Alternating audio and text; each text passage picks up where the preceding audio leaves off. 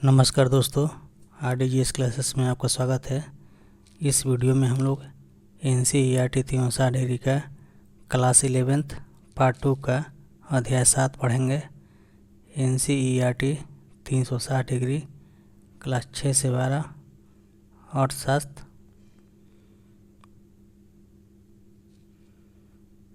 अध्याय 7 सूचकांक। परंपरागत रूप से सूचकांकों को किस रूप में व्यक्त किया जाता है? प्रतिशत के रूप में। आंसर सी, प्रतिशत।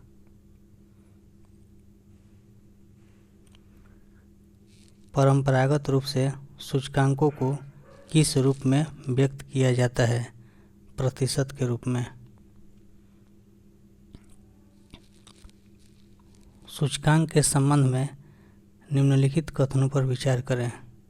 कीमत सूचकांक कुछ वस्तुओं की कीमतों की माप करता है जिससे उनकी तुलना संभव हो पाती है।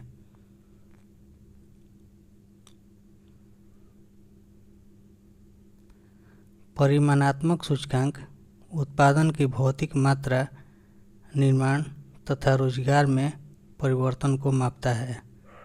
उत्पादन सूचकांक भी अर्थव्यवस्था में उत्पादन के स्तर का महत्वपूर्ण सूचक होता है। उपयुक्त में से कौन सा कथन सत्य है? आंसर डी, उपयुक्त में से सभी सत्य हैं।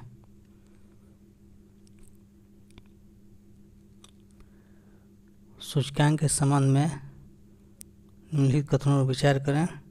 कीमत सूचकांक कुछ वस्तुओं की कीमतों की माप करता है जिससे उनकी तुलना संभव हो पाती है।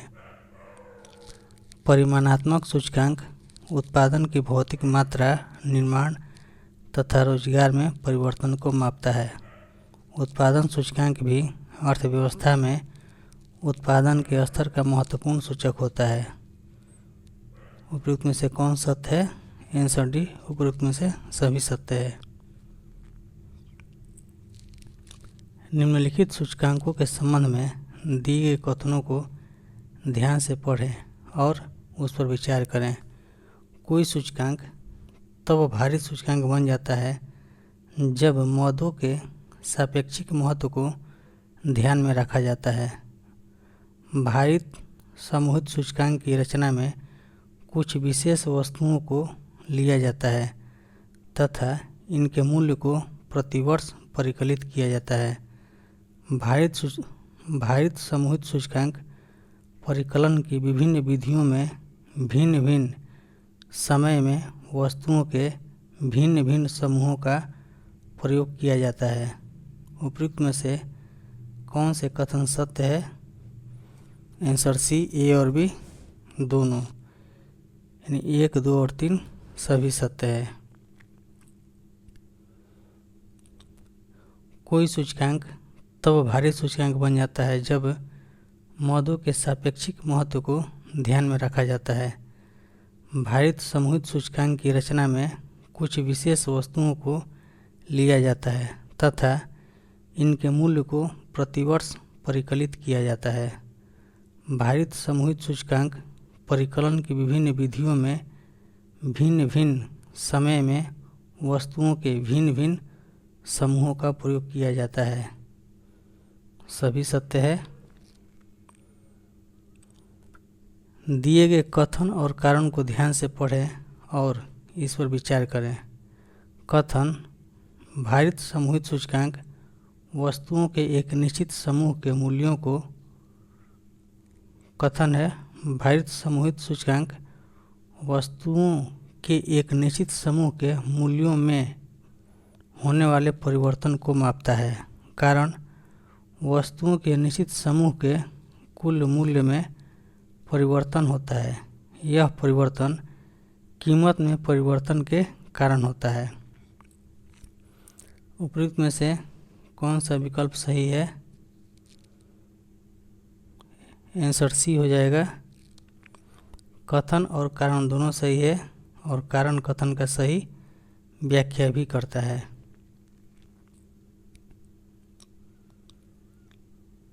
उपभोक्ता कीमत सूचकांक सीपीआई को निर्वाह सूचकांक के नाम से भी जानते हैं। यह मापता है खुदरा कीमतों में औसत परिवर्तन को। आंसर ए हो जाएगा, खुदरा कीमतों में औसत परिवर्तन को। उपभोक्ता कीमत सूचकांक सीपीआई को निर्वाह सूचकांक के नाम से भी जानते हैं। यह मापता है खुदरा कीमतों में औसत परिवर्तन को।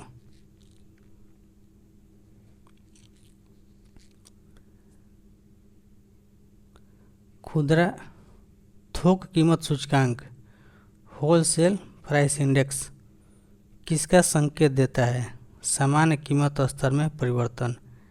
आंसर ए हो जाएगा, सामान्य कीमत स्तर में परिवर्तन। थोक कीमत सूचकांक होलसेल प्राइस इंडेक्स किसका संकेत देता है? सामान्य कीमत स्तर में परिवर्तन।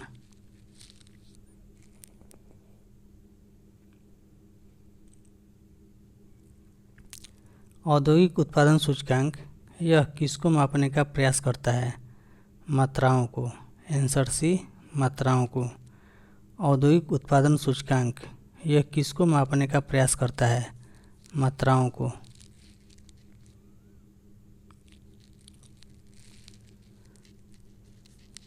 औद्योगिक उत्पादन सूचकांक औद्योगिक क्षेत्रकों तथा उप क्षेत्रकों के स्तर पर उपलब्ध होता है। इसकी प्रमुख शाखाएं निम्न में से कौन है? खनन, विनिर्माण, विद्युत, उपयुक्त में से सभी। आंसर डी, उपयुक्त में से सभी। औद्योगिक उत्पादन सूचकांक औद्योगिक क्षेत्रकों तथा उप क्षेत्रकों के स्तर पर उपलब्ध होता है। इसकी प्रमुख शाखाएं निम्न में से कौन है? खनन, विनिर्माण, विद्युत, उपयुक्त में से सभी। सभी हो जाएगा।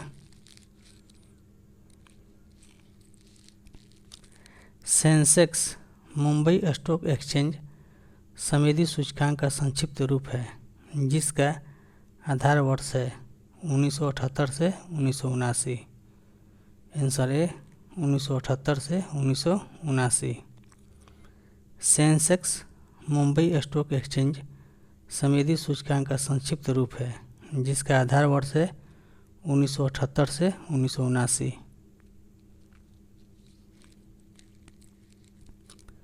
भारतीय स्टॉक मार्केट के लिए यह मुख्य निर्देश चिन्ह सूचकांक है।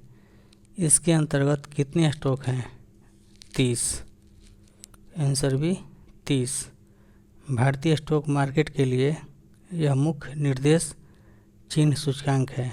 इसके अंतर्गत कितने स्टॉक हैं? 30। संवेदी सूचकांक अर्थव्यवस्था के कितने क्षेत्रकों का प्रतिनिधित्व करता है? 13। Answer C, 13। संवेदी सूचकांक अर्थव्यवस्था के कितने क्षेत्रकों का प्रतिनिधित्व करता है? 13। उपभोक्ता कीमत सूचकांक सीपीआई अथवा निर्वाह सूचकांक किस नीतियों के निर्माण में सहायक होते हैं? मजदूरी समझौता और आय नीति, कीमत नीति और किराया नियंत्रण, कराधान तथा सामान्य आर्थिक। उपयुक्त में से सभी। आंसर डी, उपयुक्त में से सभी।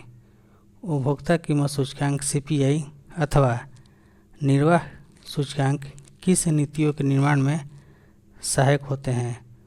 मजदूरी समझौता और आय नीति, कीमत नीति और किराया नियंत्रण, कराधान तथा सामान्य आर्थिक। उपयुक्त में से सभी। सभी हो जाएगा। थोक कीमत सूचकांक WPI का प्रयोग किन समुच्चयों की कीमतों में परिवर्तन के प्रभाव को समाप्त करने के लिए किया जाता है? राष्ट्रीय आय, पूंजी निर्माण, ए और बी दोनों। आंसर सी, ए और बी दोनों। थोक कीमत सूचकांक WPI का प्रयोग किन समुच्चयों की कीमतों में परिवर्तन के प्रभाव को समाप्त करने के लिए किया जाता है? राष्ट्रीय आय और पूंजी निर्माण दोनों हो जाएगा।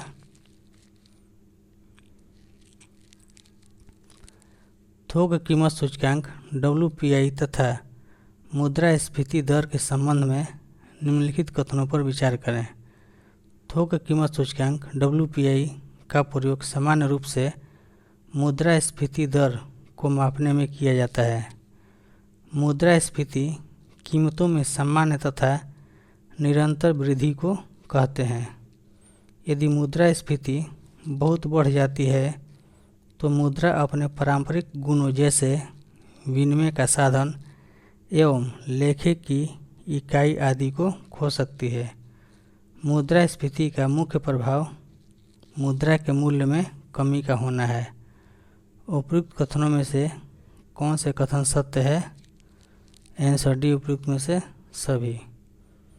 सभी सत्य है। थोक कीमत सूचकांक WPI का प्रयोग सामान्य रूप से मुद्रास्फीति दर को मापने में किया जाता है। मुद्रास्फीति कीमतों में सामान्य तथा निरंतर वृद्धि को कहते हैं। यदि मुद्रास्फीति बहुत बढ़ जाती है तो मुद्रा अपने पारंपरिक गुणों जैसे विनिमय का साधन एवं लेखे की इकाई आदि को खो सकती है। मुद्रास्फीति का मुख्य प्रभाव मुद्रा के मूल्य में कमी का होना है। उपयुक्त में से कौन से कथन सत्य है? तो सभी सत्य है। आंसर डी, सभी सत्य है।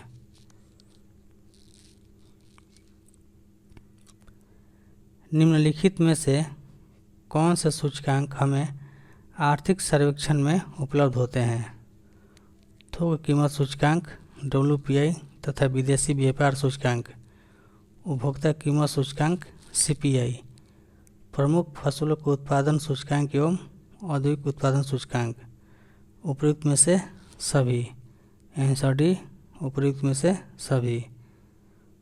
निम्नलिखित में से कौन से सूचकांक हमें आर्थिक सर्वेक्षण में उपलब्ध होते हैं?